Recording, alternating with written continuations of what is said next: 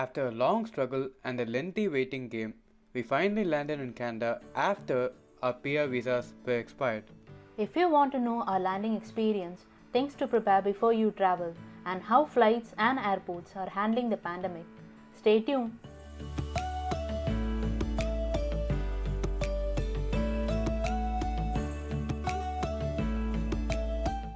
Hi, and welcome to Choose Canada. This is Roshan, And Lalita. and we are here to help you immigrate and live in Canada.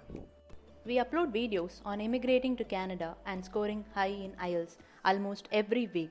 So, if you are new here and interested in our content, make sure you press that subscribe button and also the bell icon so that you stay up to date with our latest videos. Let's start with some background. We got approved to become Canadian PR and got a confirmation of PR in January 2020. We were finally in the plans of moving to Canada on April or May so that we can land in summer. Well, you all know what happened next. Needless to say, things did not go as we planned. We were unable to travel even until our COPRs got expired. However, Canada did issue authorization letter to people with expired COPRs, and we were one of the few lucky people who got our authorization letter. We have a more detailed video covering the process to get authorization letter. So, if you are in a similar situation, make sure you check out that video as well. In this video, we are going to share our landing experience, and do watch till the end of the video so that you don't miss out on anything important. Before going to the journey, we would like to talk about things we arranged from our home country so that we can handle the quarantine. This starts with the accommodation. We booked our initial accommodation for a whole month so that we can spend the 14-day quarantine and have enough time to shop for a suitable permanent residence where we can stay. We booked our stay using Airbnb, which is quite popular in Canada. When you register with Airbnb, make sure you use the link we have left in the description box so that you get up to $75 off on your first stay. Now, remember that you are booking the accommodation where you can quarantine yourself for 14 days. This means that you can't book shared accommodations and you need to book an entire place for yourself. Apart from that, make sure the host is aware that you need to be in quarantine in the place for 14 days. Some owners might not be willing to accommodate newcomers since they might feel it's risky. So, it's always best to contact the host even before you book the place. Next is the groceries you need to arrange. It is better to bring enough quantities of provisions which are local to your home countries with you in your baggage. For Indians, this includes rice, dal, atta, and so on. Even though these are available in Canada, these are available only in exclusive stores that are not easily accessible. For other groceries like milk and vegetables, we had a friend staying in Canada bring them to our accommodation. Even if you are not able to arrange a local contact, you can still rely on online services such as Instacart. Next comes the SIM card. SIM card are very important to arrange from your home country itself. This is because you will need a local number for your job search and even when searching for homes online. Since you will be in quarantine for the first 14 days, it will be very hard to arrange a SIM card and you might end up wasting the 14 days if you do not have a local number. How we arrange for a SIM card is pretty simple. We ordered a SIM card online through Amazon and had it delivered to our friend's home who was visiting us anyway. You can also order and schedule the delivery to your accommodation at a time when you are available. We ordered for Public Mobile because at the time of preparing this video, Public Mobile was offering best rates when compared to its competitors. Make sure you visit their website for the latest offers before you activate their SIM. Plus, you also get a $10 credit if you activate your SIM using the link we have given in the description box. We have also left the link to order the SIM from Amazon. Your first delivery from Amazon.ca will be free even if your total cart amount is below $35.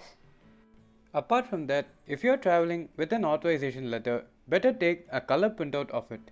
Also ensure you download IRCC app in your mobile and register your travel details before you start your journey. Note that web check-in is mandatory for Indian passengers. So make sure you complete your web check-in as soon as the window opens. Web check-in will generally be available 48 hours prior to the journey. If you booked your tickets with Air India, you can select your seats even before you complete your web check-in. Now, there are other things we arranged as well, such as forex, deal extract, etc. But these are the main things that you need to arrange to handle the mandatory quarantine. Our journey to Canada began at Chennai, Tamil Nadu, where we needed to board our flight to Delhi at the international terminal. We booked our flights from Air India and were lucky enough to get a baggage allowance of 32 kg per check-in luggage. After checking in our luggages and getting our boarding passes, we were directed to immigration. Our immigration check happened in Chennai itself. During immigration, we were directed to the office of FRRO, who had a casual conversation with us to understand our purpose of travel. It is best to be transparent about your situation and intent. Once the officer gives a go-ahead and you proceed further, you will follow the normal process of boarding an international flight. Before boarding the flight, you will be given a mask, face shield, and even a use and throw jacket if you are a middle seat occupant. Our next stop was Delhi. We were provided a meal on our flight to Delhi. Once we landed there, we faced the routine security checks. In a final security check, apart from checking your boarding passes, the officer might want to check your visa documents as well. Once we got cleared, we boarded the lengthy flight to Toronto. We were provided 2 meals within the flight duration. You do have charging ports to charge your phone within the flight. Before we move on, if you find this video helpful, do give us a thumbs up. This will help the video reach out to more people just like you. Now that you like the video, let's go to Toronto. Once we landed in Toronto, Canadian citizens and PRs were instructed to deboard the plane first. The rest of the passengers, including us, were asked to deboard only after a few minutes. Once we entered the airport, first-time landers like us were instructed to go to a separate waiting room. After a few minutes of waiting, we were directed to a security who checked the details in our ArriveCan app and directed us to immigration. This is where you will be giving your address where your PR card can be mailed. You can give your initial accommodation address here and update your address later in case you have not received your PR card within your stay period. You can update the address online or by calling IRCC. We have left the link and the phone number in the description box. Calling IRCC is a bit more effective as the address on your file will be updated by the agent immediately. It is better if you call them at 8 am during the weekdays to avoid a long waiting time. If you are traveling with expired COPRs, you need to ask the immigration officer for a fresh COPR. You cannot get a SIN using your expired COPR, so make sure that you explicitly ask for a new COPR even if the immigration officer gives you a go-ahead to enter the country. For your new COPR, you might be asked for a passport size photo, so make sure you have that in your hand luggage. Once you complete the immigration, you can go to the baggage counter and collect your baggage. Before you leave the airport, make sure you visit the customs department if you have your jewelry evaluation documents in hand. They will enter the jewelry items in their system and hand you a signed document which you can use to bring your jewelry from your home country on your upcoming trips without having to pay tax on them. We will be making a separate video on jewelry evaluation at a later date. However, if you do have questions on it, you can leave your comments below. We will make sure we answer them. Also, check if the Service Canada within the airport is open. If it's open, you can apply and get your SIN details right there. In case you're planning to book a cab from the airport, you can use Lyft app to book your ride. You will be able to call your driver using the app itself.